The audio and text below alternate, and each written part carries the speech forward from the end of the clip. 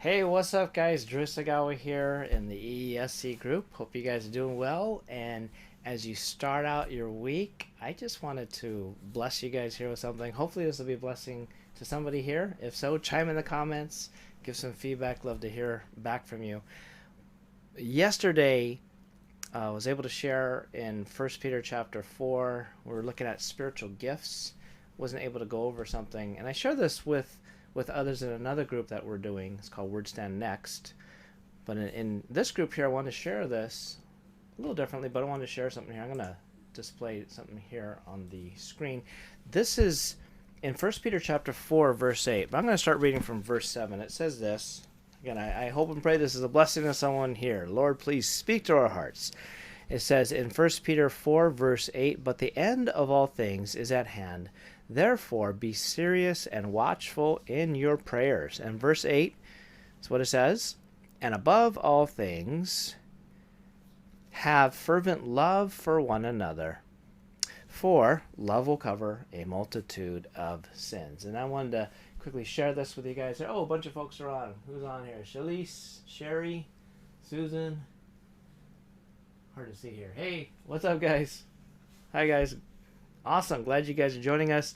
I hope this is a blessing to one of you guys. If so, chime in here where it says have fervent love. Now, today that kind of doesn't make sense maybe in our English. I read out the New King James Version Bible in English. And this word fervent, here's what's really cool. Check this out. Come with me on this. When you look at the original language, the word for fervent, it actually is literally the word stretched out.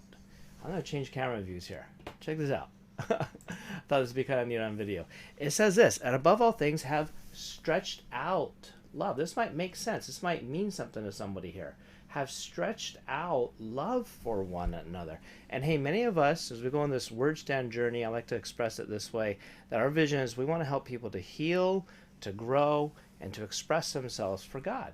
But for many of us, we might not be able to reach out to stretch out our love for one another because why? Because maybe we were beaten up, bruised, hurt in our hearts by people in the past, people in the world, and then we're not expressing ourselves. We're repressed, get depressed, and then as we continue to heal, God renews our minds, restores, reconciles things. Now we can express ourselves for God and God's glory. And so here's actually what it says here in 1 Peter 4:8.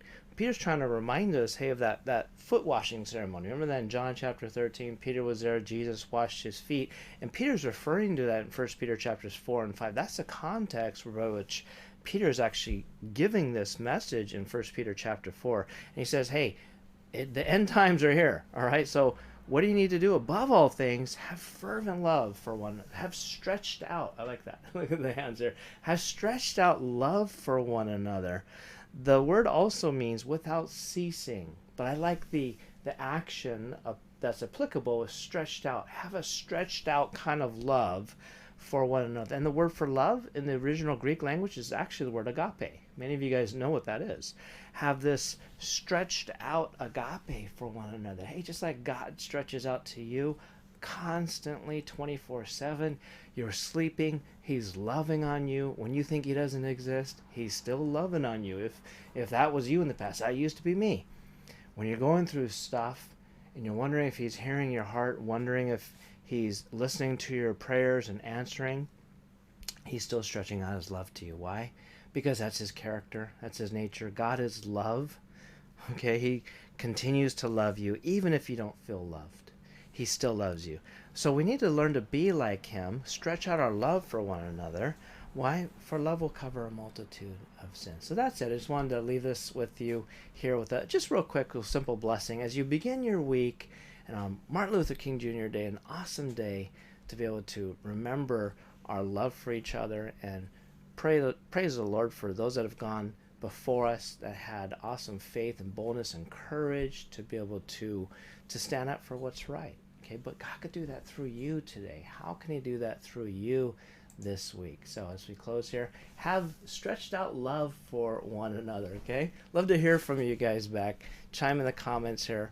Go and share or share this with somebody else. May this bless your day. God bless you. We'll see you soon.